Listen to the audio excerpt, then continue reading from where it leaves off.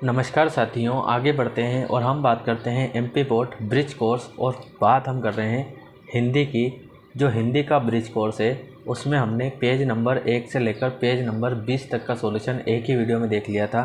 आज हम देखेंगे धीरे धीरे पेज नंबर 21, 22 और 23 का सॉल्यूशन। उम्मीद है आपको जो मैथ्स का जो ब्रिज कोर्स है पूरा का पूरा समझ में आया होगा।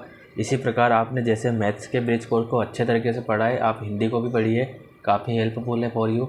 ठीक है, तो हम देखते हैं यहाँ पे पेज नंबर 21 का सॉल्यूशन है ये। आप मिलान कर लीजिएगा पेज नंबर 21।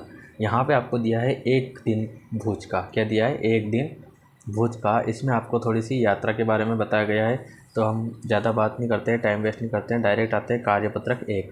श्रुतलेख शिक्षक द्वारा बोले गए शब्दों को लिखिए। तो यहाँ पे बताया है तसल्ली, अलसुबह, सामंजस्य, अनुशासित, मनोरम, धूसर, जड़, झंखार, दिनचर्या, है ना। ये जो दिनचर्या है, सर्वप्रथम, प्रक्रिया, सुरक्षा। ठीक है, इस टाइप से आपको दिया गया है। ये जो दिनचर्या है इसको इस टाइप से लिखेंगे, दिनचर्या। ठीक है, ये इस टाइप से लिखा हुआ है। इसके बाद हम बात करते हैं क्वेश्चन सेकंड की। दिए गए विराम चिन्हों का प्रयोग कर कर वाक्य लिखिए। आपको क्या करना है, सबसे पहले प्रश्नवाचक बनाना है। तो प्रश्नवाचक हम बनाएंगे क्वेश्चन वाला, है ना। क्या तुम कल स्कूल गए थे?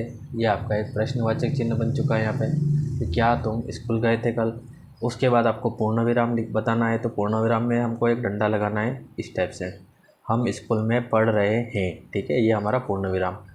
यहाँ पे लिखा है विस्मय बोधक चिन्ह, विस्मय बोध चिन्ह। क्या लिखा हुआ है? विस्मय बोध चिन्ह। इसमें आ जाएगा वाह कितना सुहाना मौसम है। पहले क्या आएगा, जैसे वो होता है ना, एकदम मतलब आश्चर्यचकित हो जाते हैं किसी को देख के, अरे, तो उस टाइप का चिन्ह बनता है इसमें, वाह कितना सुहाना मौसम है। उसके बाद अल्प विराम की बात करते हैं। तो राजेश रोज मंदिर जाता है, घंटा बजाता है, भगवान के दर्शन करता है और घर आ जाता है। आम, कोमा, जमीन, केला, अनार, इस टाइप से। ठीक है, अल्प विराम मतलब ये वाले। ठीक है, अल्प विराम लगा रखे हैं। ठीक है, उसके बाद देखते हैं अर्ध विराम। तो अर्ध विराम चिन्ह जो होते हैं कुछ इस टाइप से लगा रखे हैं, ये देखो। ठीक है, सदा सत्य बोलो। उसके बाद ये अल्प विराम लगा रखा है आपके, जिससे लोग तुम्हारा विश्वास करें। ठीक है, उसके बाद यहाँ पे आता है योजक चिन्ह। क्या लिखा गया है? योजक चिन्ह, हम सभी को धर्म अधर्म तथा पाप पुण्य के भेद को समझना चाहिए। लोभ चिन्ह, श्याम ने मोहन को गाली दी। ये डैश डैश डैश लगा रखा है ना। योजक मतलब ये धर्म अधर्म पाप पुण्य। ठीक है, समझ में आ रहा होगा, उम्मीद है आपको। फिर भी अगर कोई डाउट है तो आप पूछ सकते हैं। यहाँ पे अल्पविराम इस टाइप से लगा रखे हैं, आप ये देख सकते हैं।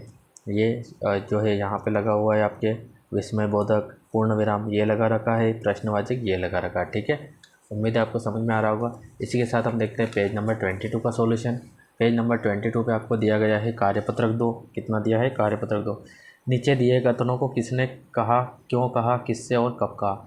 यह अनुशासित जीवन तो उनकी दिनचर्या की हर गतिविधि में झलकता है। क्यों कहा? लेखक ने सीमा सुरक्षा बल के जवानों का अनुशासन देखकर कहा। ठीक है, लेखक ने अपनी डायरी से कहा। किससे कहा? तो ये और क्यों कहा तो ये पूरा हो जाएगा। चूल्हे की रोटियां मिले और घड़ा भर लस्सी और क्या चाहिए। क्यों कहा? क्योंकि लेखक को ये पसंद थे। किसने कहा? लेखक ने कहा। ठीक है, इस टाइप से। डायरी थका हुआ हूँ, अब बातें नहीं कर सकता, शुभ रात्रि। ये क्यों कहा? क्योंकि लेखक को नींद आ रही थी। सिंपल सी बात है। कब कहा? तो रात को जब लेखक भी लेखक को नींद आ रही थी तब कहा। ठीक है, इस टाइप से आपको लिख लेना है। ये को लिखा हुआ है यहाँ पे, अगला में दिया है। तो यहाँ पे चित्र को देखकर हमें शब्दों में अनुच्छेद लिखना है। वैसे तो चित्र क्लियर नज़र नहीं आ रहे हैं, लेकिन देख लेते हैं। यह एक घना जंगल है। क्या है ये? एक घना जंगल है। यहाँ बहुत सारे, ये बहुत लिखा हुआ है, बहुत सारे पेड़ पौधे नज़र आ रहे हैं। कुछ पेड़ लंबे तो कुछ पेड़ छोटे नज़र आ रहे हैं। ठीक है, इसमें क्या लिख रहा है? ये एक जंगल टाइप नज़र आ रहा है यहाँ पे। यह एक ग्लोब है, यह छोटा सा ग्लोब है, ये किसी के हाथ में रखा हुआ है। इस ग्लोब में भारत का नक्शा नज़र आ रहा है। ठीक है, बहुत ज़्यादा अच्छा लिखा हुआ है, भारत का नक्शा नज़र आ रहा है इस टाइप से। ठीक है, आपको हल कर लेना है। अगर कुछ चीज़ समझ में नहीं आती है तो मुझे कमेंट कर दीजिए। उसके बाद हम पेज नंबर 23 का सॉल्यूशन देख लेते हैं साथ साथ। Page number 23। तो यहाँ पे हमें दिया है, दिए गए शब्दों के अर्थ लिखकर वाक्य बनाइए। तसल्ली, तसल्ली का मतलब होता है दिलासा। अल सुबह मतलब सुबह सवेरे। सामंजस्य मतलब कि उपयुक्त। अनुशासित मतलब अनुशासन। मनोरम मतलब मन को अच्छा लगने वाला। धूसर मतलब मटमैला। और झाड़ झखाड़ मतलब झाड़ियाँ। ठीक है, अब इनके वर्ड, दिलासा, मैं खुद को तसल्ली दे रही हूँ, है ना, मैं खुद को क्या करती हूँ, तसल्ली दे रही हूँ, मतलब समझा रही हूँ, दिलासा दे रहा हूँ। हम अल सुबह घूमने गए, मतलब हम सुबह सुबह क्या जाते हैं घूमने। तो सेना व समाज के बीच सामंजस्य आवश्यक है, सेना और समाज के बीच में सामंजस्य आवश्यक है। ये हमारे देश में काफ़ी समझने वाली बात है, सभी के लिए, आपके लिए भी, आपके पेरेंट्स के लिए भी, हमारे लिए भी, हमारे आस पड़ोस के लिए भी, है ना, सभी के लिए। कभी कभी ऐसा होता है सेना को गांव में कुछ जो छुपे हुए लोग रहते हैं उनको निकालना होता है, तो उसके लिए हमें उनका सहयोग करना चाहिए, ठीक है। मतलब इस टाइप से आप समझ सकते हैं सामंजस्य, मतलब, है ना। अनुशासन से सेना के सभी जवान अनुशासित है। स्कूल का आप तो एग्जाम्पल दे नहीं सकते हैं, क्योंकि स्कूल में तो कोई अनुशासन में रहना पसंद नहीं करता है ना, टीचर लोग ज़बरदस्ती रखते हैं। मनोरम, मन को अच्छा लगना, लेखक ने राजस्थान में मनोरम दृश्य देखा, मतलब उनके मन को भा गया ऐसा दृश्य देखा। धूसर, मटमेला, ये चट्टानें धूसर है, धूसर मतलब मटमैली है ना, यहाँ पे धूसर लिखा हुआ है, चेक करने के वजह से आपको नज़र नहीं आए तो मैं बता देता हूँ, धूसर, ठीक है। झाड़ियाँ, जंगल में चारों ओर क्या है, झाड़ झखाड़ है, आई थिंक आपको समझ में आ रहा होगा।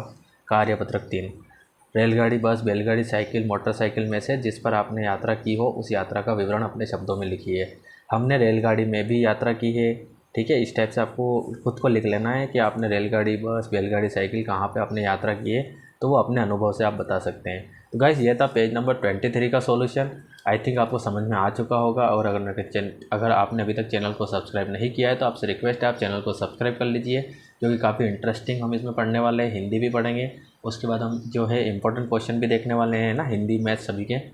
तो चैनल को सब्सक्राइब नहीं किया है तो चैनल को सब्सक्राइब कर लीजिए। फिर भी अगर आपको कुछ समझ में नहीं आया तो आप मुझे कमेंट करिए, मैं आपको समझा देता हूँ, ठीक है। मिलते हैं अगले वीडियो में अगले पेज नंबर के सॉल्यूशन के साथ, तब तक के लिए थैंक यू।